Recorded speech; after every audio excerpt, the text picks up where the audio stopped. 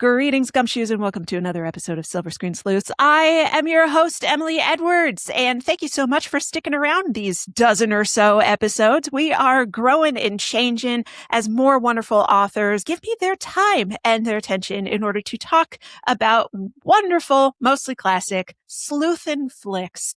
This has been an absolute joy to do, and we have with us today an absolutely delightful author who I'm so excited is giving me her time. Ellen Byron, how the hell are you? I'm good. How are you? Very well. Thank you so much. So much of this has been like clandestine references from people. And so our last guest, Mindy Carlson, DM'd me and was like, would you mind me giving your info to Ellen? And I was like, are you insane? Of course I want to talk to Ellen. That's great. Thank you. I'm flattered. And one of the reasons why we hopped on really, really quickly is that you do have two books out basically back to back. Can you give us a little bit of a spiel on... Yeah, the Golden Motel Mystery is the third. That's out on Tuesday, July 28th. And that is the third book in my Golden Motel Mystery series. And that the premise is a former sitcom writer, which is what I am, impulsively buys a mid-century rustic motel in California's gold rush country and finds herself out of her element as both a sleuth and a motelier when the body of a writer she once worked with ends up straddling the property line she shares with the national park. And in All Aboard for Murder, it's Halloween and there's a real line called Yosemite Sugar Pine Railroad, which was a narrow gauge logging railroad. And my husband and I are big railroad fans, and we did 2 trips, and that one was at Halloween. So there is a murder, and there is a missing valuable souvenir version from the 1800s of the spike that was used to commemorate the joining of the 2 lines to create the first transcontinental railroad. So that's a theme, and it's Halloween, and there's a ghost hunter and all kinds of crazy stuff. And then the week after, in a high class problem of not great timing, the 5th book in my Vintage Cookbook Mysteries series comes out. And that is set in New Orleans. And it's called A Murderer's Guide to Mardi Gras. And my protagonist, Ricky James, her boyfriend, is going to be king of the Crew of Chew, which is CHEW. It's a food-themed crew. And the crews are spelled KREWE that do the parades. And she joins the crew and doesn't realize how expensive it is or potentially dangerous when one of the crew captains is murdered. And I actually last year went to New Orleans. I mean, I went to college there and I'm there all the time, but I actually paraded with a couple of crews as research. Wow, cool. So I write from experience. Everything that I experienced kind of translated into the book. So it's getting the kind of reviews like, yeah, this is like really, we're learning a lot about parading and the cruise in New Orleans. And so that's very fulfilling.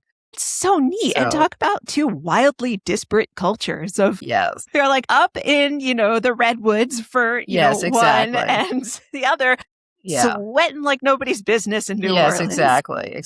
I'm so excited that we chose to talk about Charade for this particular episode because as your history in a screenwriting and teleplay writing capacity, you met and worked with the screenwriter of this film. Yeah, Peter Stone. When I was out of college, I got a part-time job as an assistant to the executive director of the Dramatists Guild in Manhattan.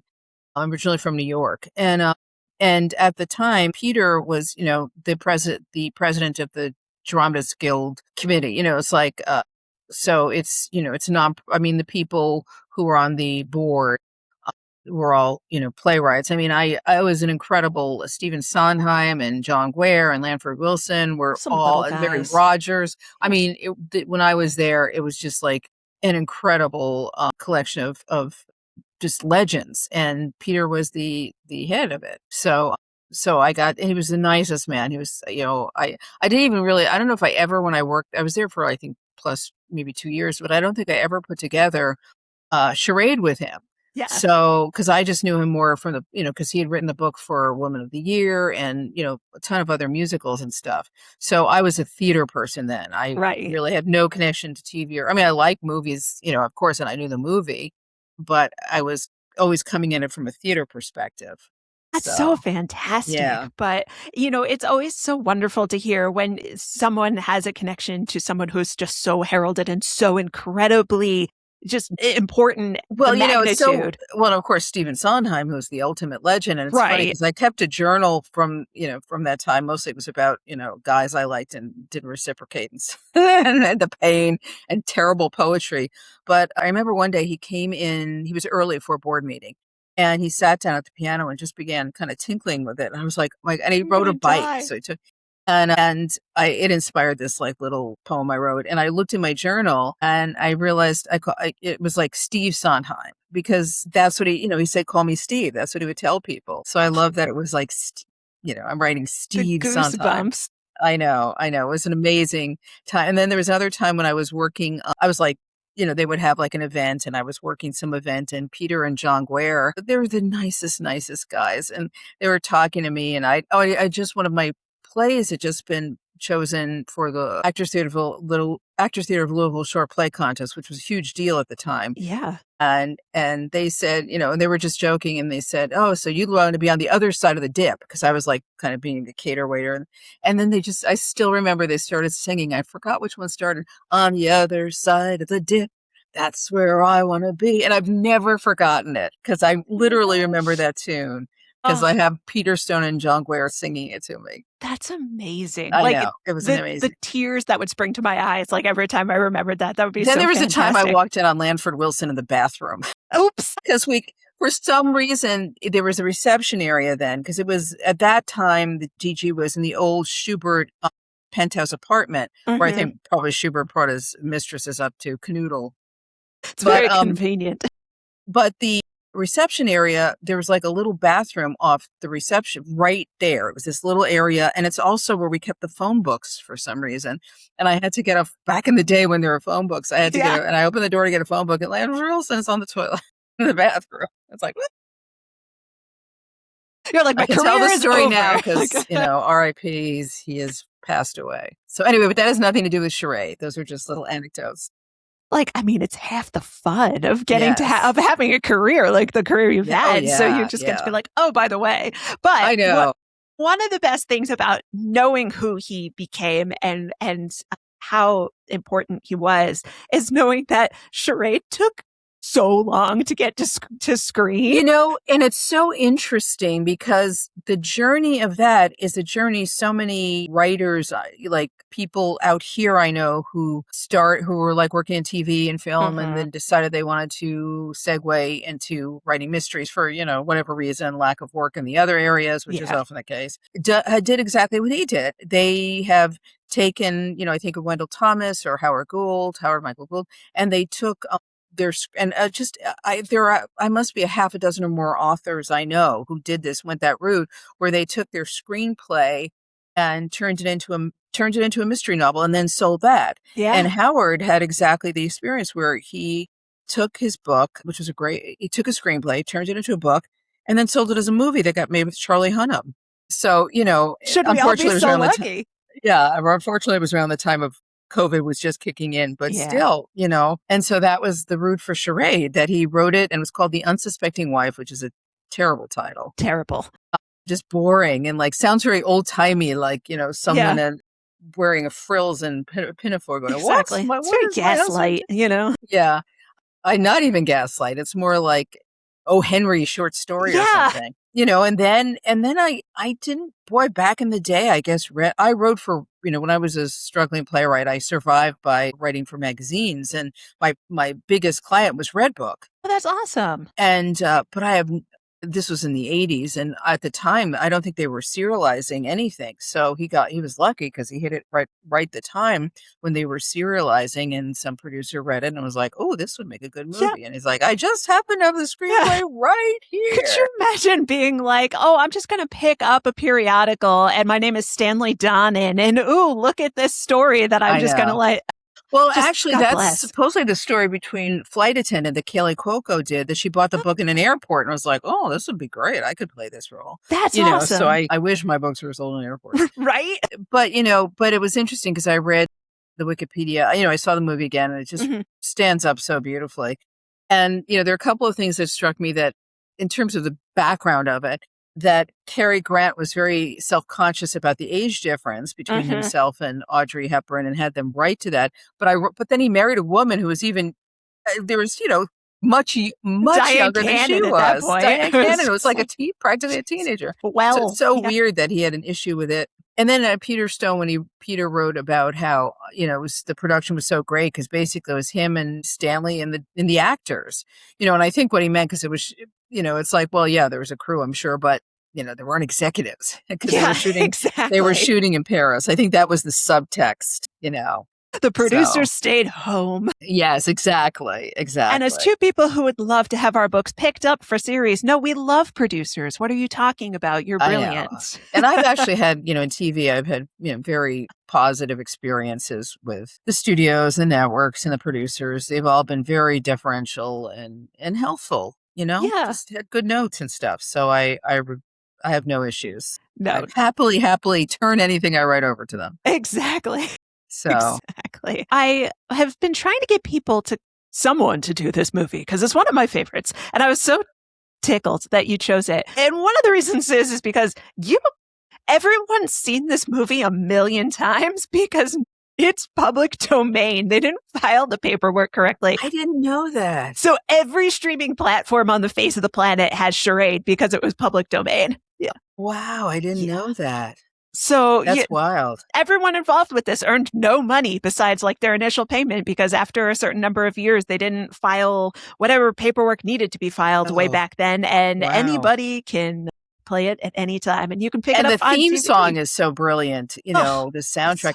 And, I looked up, when I looked at the trailer, they did such a great graphic. I actually took a picture of it. Let me see if I can find it because I thought, man, that's such great marketing. And the movie did extremely well. It did. Okay.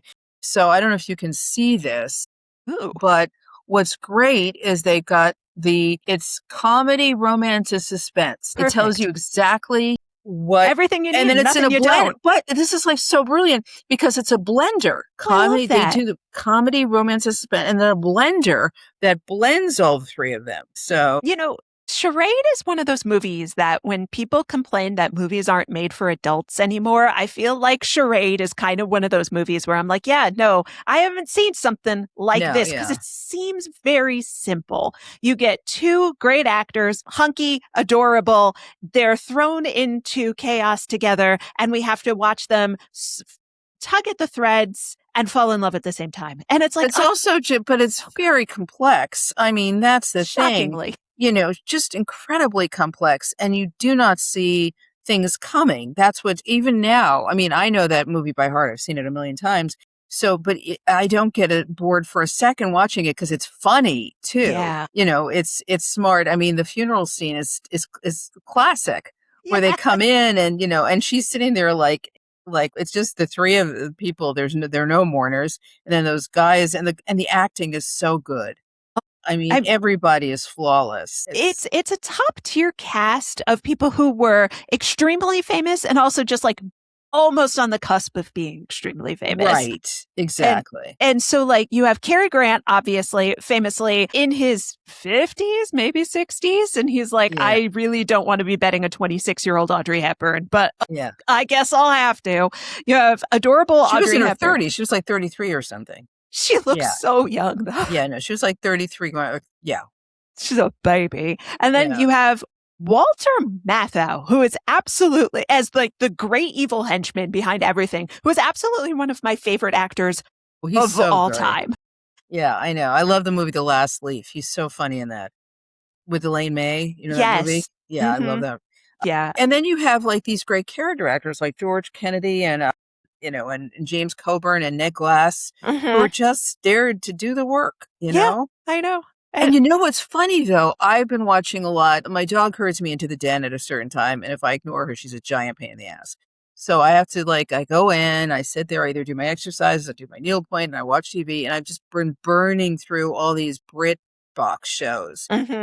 And I don't know which one, because I've seen so many. I may have been a Father Brown, but they did the thing with the stamp where stamp, I think it was a Father Brown, where the financial clue hinged on a valuable stamp. And I was like, wait, they stole that from Charade. I think there's a Murder, She Wrote that also is like, there's a mysterious stamp. They really get their time in the sun. The one thing that stood out to me watching it again recently that I was kind of confused and then I kind of justified in my head is like she walks into the apartment and everything's gone. He sold everything. Yeah. And the money he made, which I guess was 250, went into the stamps.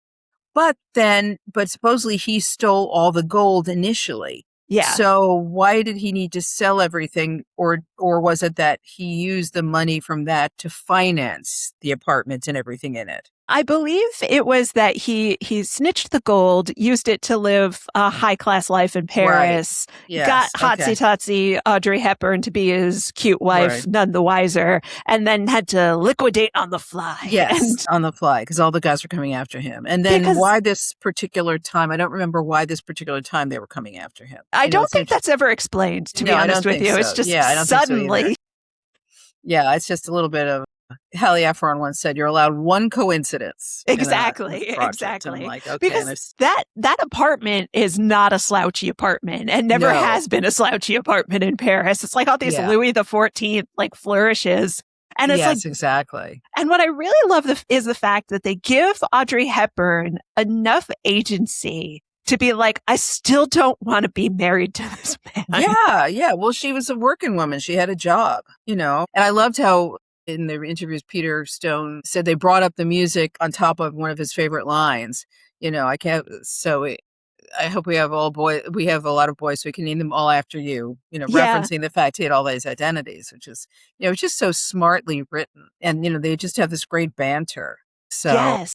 But the mystery elements are, it all clicks, It is. And they don't shy away from the peril that she experiences of being, we're thinking an American in Paris, this is well after the war. She's doing well for herself. She rather flippantly kind of says, I'll just go and get my old job back. Which that's not how anybody thinks of work anymore, where you can just, walk back in and say like, oh, by the way, my marriage is over. I need my job back. And she gets her job back, which is wonderful. But they really do such an excellent job of making her sympathetic, even though she's not mourning her dead husband Well, she even said at the very beginning, it's like the first scene, she's like, I'm going to get a divorce. So she's out. So they have her out from the beginning, but then I was thinking after the movie, I was thinking, oh, so they're getting married. What is the time frame? This all took place like in a couple of days. I think. So it's all like within 24 hours or maybe 48 hours and they're going to get married. Yeah. But, I bought it. You buy it. I love it. Exactly. It's, she's sitting there on vacation in like Gstaad, on whose dime, we don't know, presumably the soon to be ex-husband. Her best friend is there with this obnoxious child who's spraying people with water while it's freezing. But that opening scene is so great. And I don't know if that was Peter or if it was Donnan, where you see the gun come into, frame, and it's a very James Bond moment, and then it squirts water. And we're giving it away. But I think if movie's over is 60 years old and you haven't seen it, that's on you. Yes, exactly. Oh, no. Be forewarned, there are spoilers ahead. It's an older movie. Just live and deal with it, folks. And again, it's free. Anywhere where you find movies, you can find it. And honestly, anyone who hasn't seen it needs to see it. I recommended it. I'm in this group that meets once a week online, and just that there are 4 of us authors who go, help each other out with various things from marketing to writing. And 3 of us had seen a movie and we're just raving about it. And, we wanted the 4th to see it, and she watched it with her husband. She was like, and I'm like, oh, how can you not just like be completely out of the group? Oh, yes. Banned. This is a charade loving group. You are not allowed to stay here. I love the movie also because I am a huge James Coburn fan, and that man is a tall drink of water, and I will not complain about ever having James Coburn on my screen. Yeah. And my favorite thing about his character is like he has this like overused Texan drawl because his character's is like named so bad. Tex. I know. Bad. It's not even it's like he didn't really put much work into that accent. Not at all. And he can't stop himself from flirting with Audrey Hepburn. Every single line out of his mouth, even when he's chucking lit matches at her, he's like, who is this girl? And I'm going to try to make her like me. Exactly. It's just, I think must be his innate nature. It So had to have been. He was just like, this was before, I want to say, Magnificent Seven. what was that? Magnificent Seven was 1960. He is in this wonderful movie that is kind of a caper. And I'm sure you've seen it, The President's Analyst, which is just, I never saw that. I'm going to make you watch it and come back. Okay. Because it's an absolute farce. Sort of like Really whodunit caper. It's one of the funniest movies I've ever seen in my life. And because he's also like 6'4" and gangly. Yeah. And so it's like all this wonderful physical comedy with him. And one of the things that I love about Charade, rather than go down an additional detour that I love so much, is Charade is so good at really playing with physical type. And as Audrey Hepburn, there's multiple times throughout the entire plot where she is looking at Cary Grant and she's like, "You're so handsome, you can't be bad." And you want desperately to believe that. But in 1967, you're an astute enough movie audience. 1963. 1963. Yeah. I got the year wrong. Thank you for correcting me. But in 1963, you're still an astute enough audience to know that just because he's handsome doesn't mean that he's going to be good. Yeah. She so wants him to be, she really gives him the edge as much as she can. Goodness, because she so wants him to be a good guy. Yeah. And, when you see the movie the first time, you're not sure. He does such a great job of misleading and then going one direction, then another. I mean, it's beautifully directed, beautifully edited, and beautifully written. It's just classic. It really is. It's certainly not held up to the same level of Hitchcock movies or other, great sort of thriller whodunits. And I really do wonder why that might be. I think part of it might be because it's a caper and also because it's got a lot of, if you look at those lists, it's very hard to find comedies. Yeah. And it's one of my bones I pick with even the mystery world. Like, I'm thrilled that I'm doing Cozies and Cocktails at VoucherCon, and I'm very grateful to them.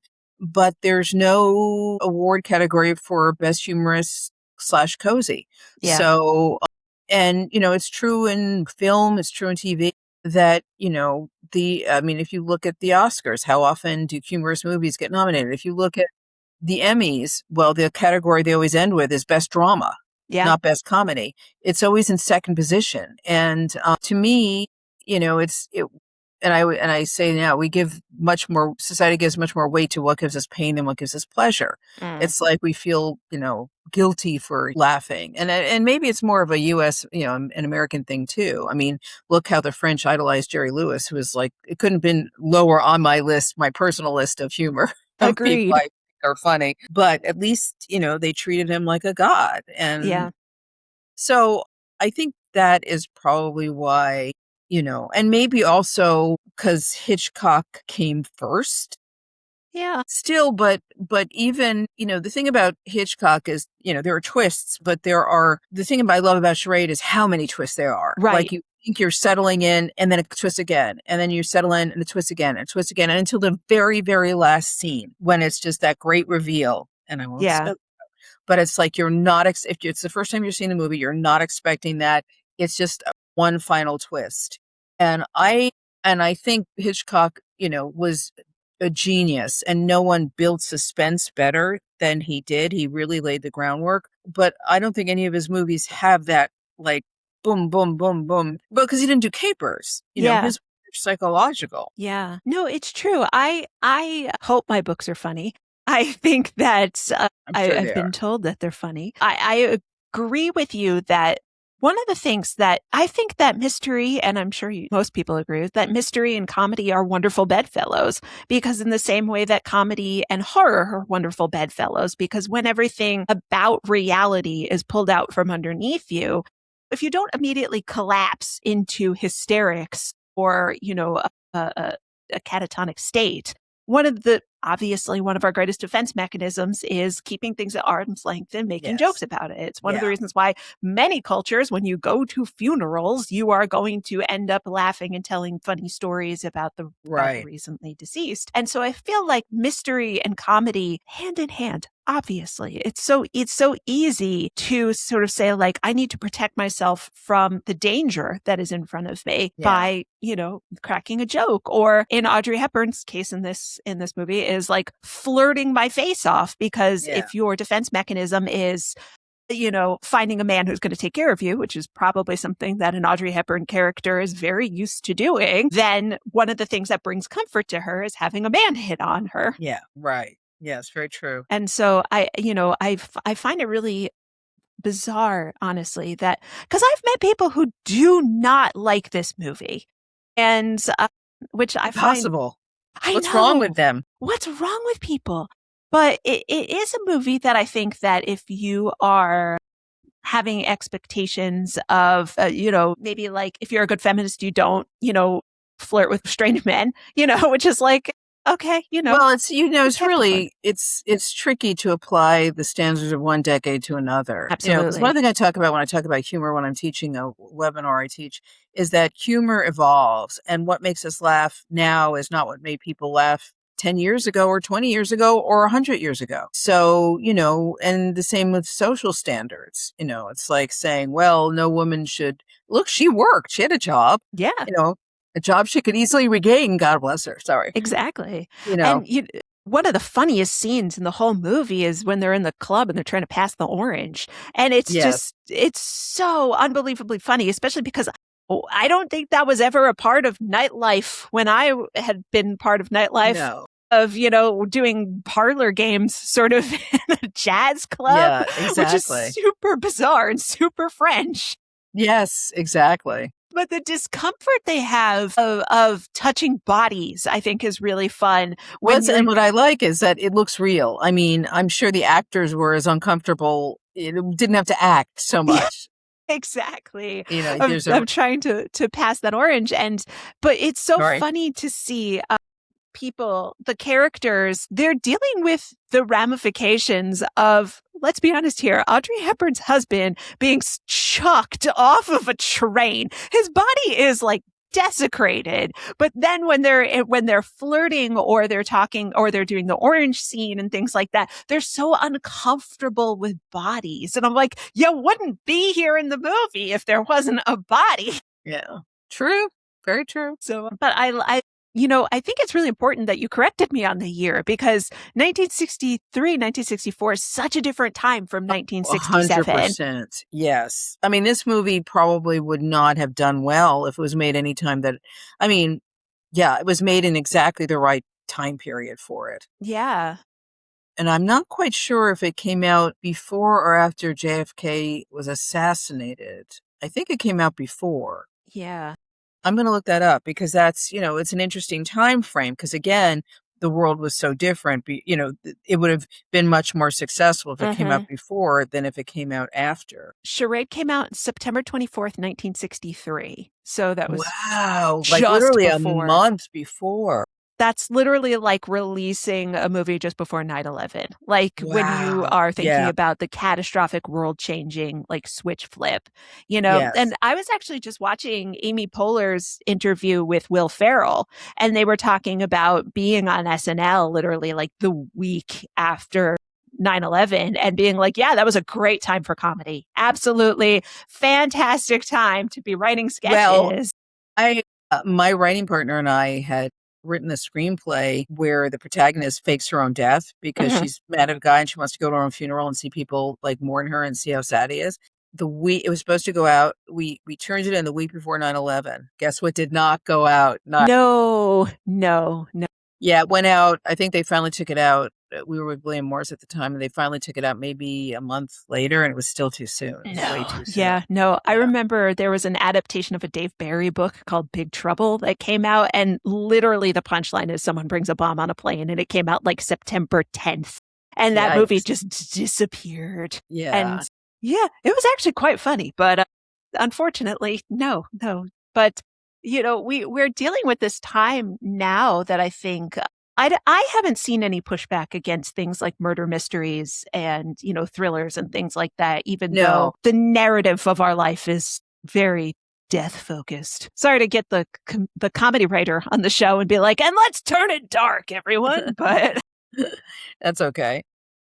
but it is interesting that you bring up that this happened, this very fancy, light, but A lot not of to banter. It was a lot very of banter heavy. Yeah. And it's interesting because I think one thing with that movie is you really see Peter's theater roots in it Mhm. because it's a very dialogue heavy movie.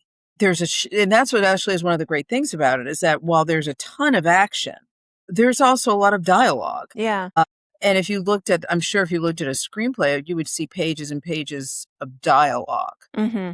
But it's very quippy and bantery, so it goes by quickly. Yeah. But, there's even a lot of dialogue during some of the action scenes. Yeah, So, which I find really important. I've read a bunch of sort of more literary mysteries recently that I will not name drop, but there was a surprising lack of dialogue in a fair number of them. And I really was surprised because for me, and I'm sure again, most people, you glean so much about character and you glean so much about the situation where it is again the old save the cat Pope in the pool. If you need exposition, they better be doing something interesting. You have to have something interesting and visually arresting on screen. And, again, one of the greatest scenes ever in movie history is when Cary Grant takes a shower with his suit on. And it does very little aside from tell you that their relationship is progressing. But it's just one of the most visually arresting things you've ever seen. because you've never seen it, and I haven't seen it since, and it's an odd moment because it doesn't really tie into story. Yeah. It's not like he's, it does and it doesn't. But yeah, it's a great visual moment. When I'm writing in my mysteries, I'm always looking for, and I think it's because of my screenwriting background, even though my original background was a playwright, is looking for a visual, that their stuff can happen. Yeah. While people, like I'm writing the first book in a new series that I can't go into detail yet, but it's set in New Orleans, and so I have some of the like there are second lines, and so they join a second line while they're having the conversation, so they're like they're waving a handkerchief in the middle of it, so it's just so there's some visual, it's not just people talking for pages. Yeah. So you know what I would say that this movie does better than a lot of other movies that I have seen is that it has a B plot that doesn't feel like a separate B plot. So you have the A plot of man is murdered, where's the money? And it's like you're very like, where's the money, Lebowski? Where did it go? 250,000, which was stolen from the French Resistance. So like not only does it come with the heave of my husband stole $250,000, but it's also got the emotional weight of, and by doing so, he helped the Nazis. yeah, and she's like, oh my God, who was I married to? But the B plot of the love story is not like, meanwhile, King Arthur and Sir Bedivere, not more than a swallow's flight away, from Monty Python and the Holy Grail. That's how I always feel when I'm trying to write in a B plot in books. You don't want it to be that jarring. And I feel like Charade does such an excellent job of seamlessly moving into A plot and B plot. Yes, absolutely, because they're very integrated. So and that's something I strive for too, is to integrate them and at least tie them in at the end in some way. But so because it gets distracting. I was just watching one of my many British crime dramas, something called After the Flood, and they kept going to the B story, which eventually did tie to the A story, or some aspect of the A story. It was a little amorphous, but it just got boring. Because I was like, I'm not as if you're giving it too much weight, it's like I'm not as invested. That's why it's a B story. Exactly. So it can be so jerky. And, I've talked about this with my friend David Avalone, who was on my Miller's Crossing episode. Feel free to go back to that one, where sometimes we're like, if you're not that good, don't do the B story. It's fine. You might just be shoehorning it in there for word count, but just try to robust the A story if you can't seamlessly do the B story, because if we notice, like, it's almost like a font change, like where it's like the B story is now in Helvetica and you're just like, oh God, this is awful. Please don't do this to me. Yeah. Absolutely. But one of the things that I just, it's an oddly progressive movie. The way that, again, 1963, it's Audrey Hepburn. She's wearing Givenchy miniskirts. Her goal in life is to get re-wifed up. And you're just like, okay, how am I applying like progressivism to this? Because in 1963, it was shockingly so. She had a job and she didn't have kids. I know. So that was, and she didn't, well, she did, I guess, eventually have kids with him, but she was in her early 30s, which is, shocking then. Yeah. And, well, the thing too, I was very distracted because knowing she was wearing Givenchy, her hats and her hair in that fall where she had her hair, it's like, I kept thinking, how does she have time to do her hair? And then she was about a bad ponytail at one point that looked like it was like the fall was like now a ponytail, that she had that beehive wrap, and that those giant hats. Then I was like, how does she keep those hats on her head? How do they stay there? I often forget how prevalent wigs were on like women of all races in the 1960s, because normally we don't think of white women nowadays wearing wigs. And I'm always so impressed. I was like, right, it's fake hair. I forget. Yes, exactly. I want that to come back.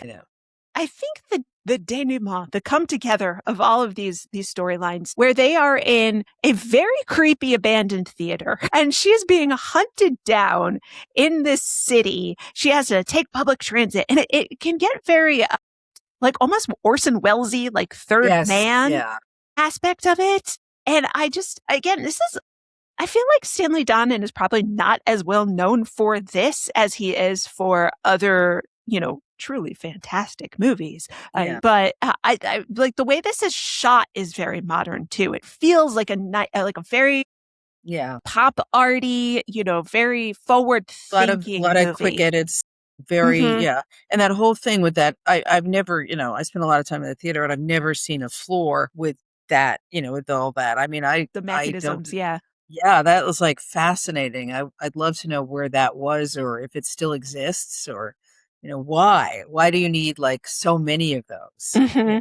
Did they know about that theater beforehand? Like, I wonder if you got a pre-shooting script, if it was written in, because Peter actually spent a lot, I guess, because I read his bio, that he spent a lot of time in Paris, and he grew up. Oh, because his mother.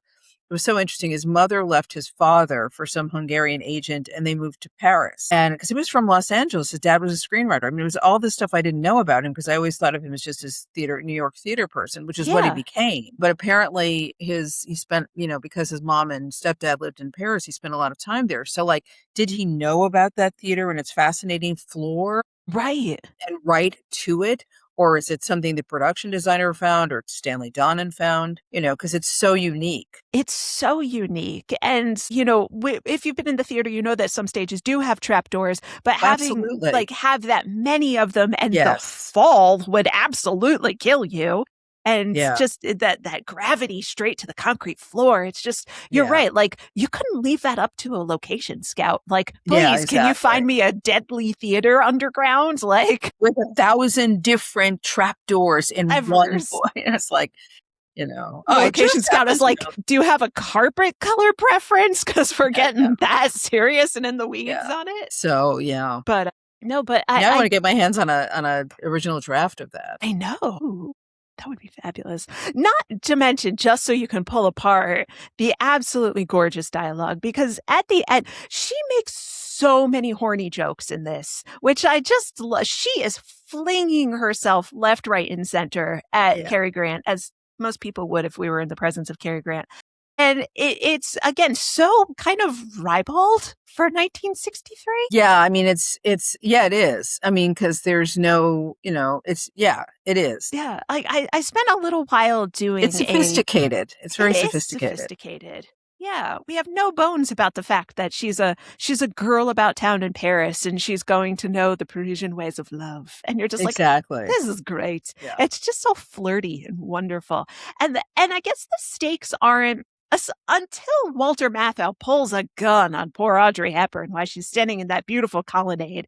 Like, the stakes are pretty low. No, I would actually disagree. I think the stakes are pretty, because, she doesn't, I mean, especially when she thinks that the problem is Cary Grant. Yeah. So, and then she's like, doesn't know if he's good or bad. That's true. And then also those guys are trying to get, are they going to kill her? I mean, what is she, so I think the stakes are, I think that's one thing that makes the movie so interesting, the balance. Yeah. And you were talking about this earlier, the balance between the romance and the high stakes of these guys willing to kill, someone is willing to kill for that money. Yeah. And everyone, all three of those guys die. So she's next in line. They're working through the henchmen. Is the person, is the murderer the man she's falling in love with? Those are pretty high stakes. Well, when you put it like that, no, I'm like, no, I'm so glad you did, because I was thinking to myself, it's like, oh, the worst thing that happens is this $250,000 just goes to the wind.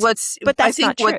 I think what distracts a little bit is the quippy dialogue. Yeah. The light, quippy dialogue. So the dialogue is a very light, quippy, bantery feel, while this, which can undercut stakes, may undercut the stakes at some points, especially if someone's died, but she's still trying to get him in bed. Yes, exactly. It's like, she could be next on the list, but first. Yeah.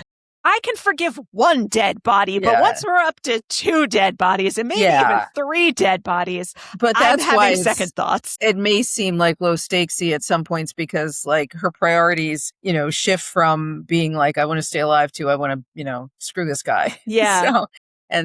Yeah, I think, no, that's a very good point, because again, I keep focusing on the money, because again, like the instigating factor is this missing $250,000. This is just an absolute gargantuan sum of money even now, but in 1963 dollars is a huge amount of money. And I love how much she doesn't want it for herself. She's never hungry for the money, which I think is a really interesting choice that they give her, that she just wants to be done with it. Yeah. So absolutely. She especially because, she has a relatively well-off life, but because she's actively divorcing her husband, you can kind of get the feeling that she's a noble person in this. She's like, I'm going after my happiness. I don't care what he can buy me. I don't care that, being married, even if it's a bad marriage, buys my stability. I'd much rather just be free of this and go back to working as an interpreter and hanging out with Sophie and her obnoxious child. I know, that little boy is obnoxious. But it all rests on his tiny little shoulders. Actually, when they kidnap him, I thought it might go in a Ransom of Red Chief direction, but it didn't. So just kind of like, they kind of dissipated. Yeah. So, it makes you, as someone who lives in the greater LA area, I really do long for a little bit of that romance of Paris, where it's like, oh, of course, Thursday, there's a stamp market on the Champs-Élysées. And you're just like, man, where would they even have that here? Everybody's sweating their butts off, at the edge of Griffith Park. Yeah. But again, having that knowledge of Paris and that knowledge of knowing that there are different markets that pop up one day a week. And if you're in the know, you're in the know, which is such an interesting. Think that came from Peter's personal experience with the city. Yeah. And who knows, maybe when he was a kid, he was into stamps. I don't, Yeah. So. But I love came away wanting to know a lot more about Peter. Right? He seems so interesting, especially the background to how that came to screen. But I love that this movie would not have worked if more people were aware of there being things like a stamp market in Paris, in the same way that there's the one good antiques, fair that everybody always tells you to go and shop at when you go to Paris. And then you go and everything is $90,000 because they're French antiques. How are you going to get them home anyway? Exactly. So. Will FedEx deal with this? And the fun fact is FedEx will ship anything if you pay them enough money. We were on our honeymoon, we were in Venice, and a gondola rode by for UPS, and it was like painted in the colors and had the logo on it for UPS. It was like we didn't get a pic. I wish we got a picture. It was just, it was classic. Greatest thing ever. Yeah. That is wonderful. But this is such an interesting movie because I don't think it, we've since starting the show, I've done episodes on, Coen Brothers movies and, The Thin Man, and we touched upon Sherlock for the BBC and other things. And I think that Charade, because of its ubiquity, more people have seen it and appreciated it. And unfortunately for them, they didn't earn any money off of it, but, we all have got to appreciate it. But it's a movie that I would like to see more people kind of emulate when it comes Yes, I to agree. suspense and murder I guess they mysteries. did a remake of it, and I can't imagine it was any good. Let me look, because No. I remember I saw something. I forgot what it was called, and it was with Thandie Newton, who's a wonderful little actress, but Yeah. I mean, I would And never Mark sign on. Wahlberg.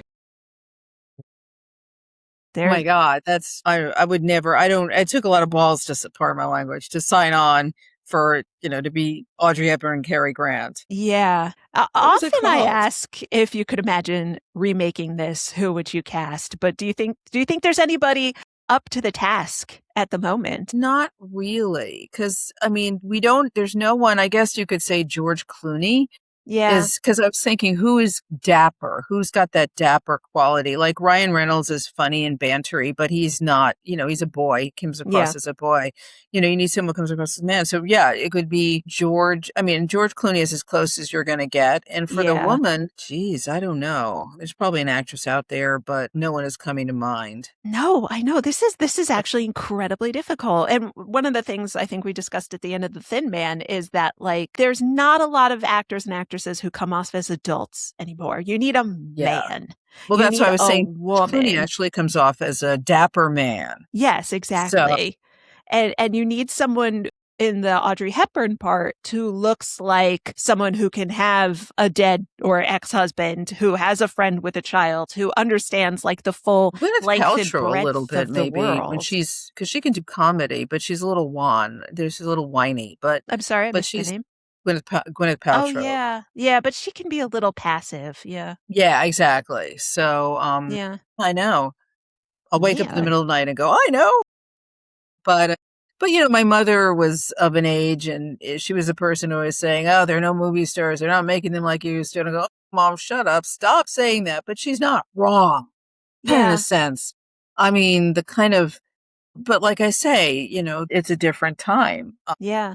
and it has been ever since the late '60s. Yeah. No, I know. So, No, it's such an interesting, like, because they also need the chemistry. And there are a couple of actors that really do, like, they can have chemistry with, like, a damp umbrella. And, I think George Clooney is definitely someone who has chemistry with literally anybody he's across from. Robert like a Downey. younger Pierce Brosnan could have, the guys who had that kind of dapper quality. Yeah, absolutely. Like Robert Downey Jr. is someone who has chemistry with literally anyone that he's Yeah, across but from. I'd never see him in No, this he role. doesn't have the danger that might be needed.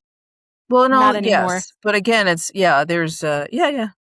And I can't think of too many female stars that have been allowed to like really showcase that kind of chemistry. I think Emma Stone is someone who can have that kind of chemistry, but she's in a Yeah. weird spot right now, and it's like God bless her for Well, her again, weird stuff. it's not just the chemistry. It's like, Yeah, on one hand, for the guy, it's the dapper kind of, and the woman, it's an elegance. yeah, And I can't think of any actresses who have a combination of elegance and humor. I mean, Angelina Jolie is very elegant in her own yes. way, and patrician, but there's no humor there. There's no humor there. And so, no one is coming to mind who has Yeah. interesting.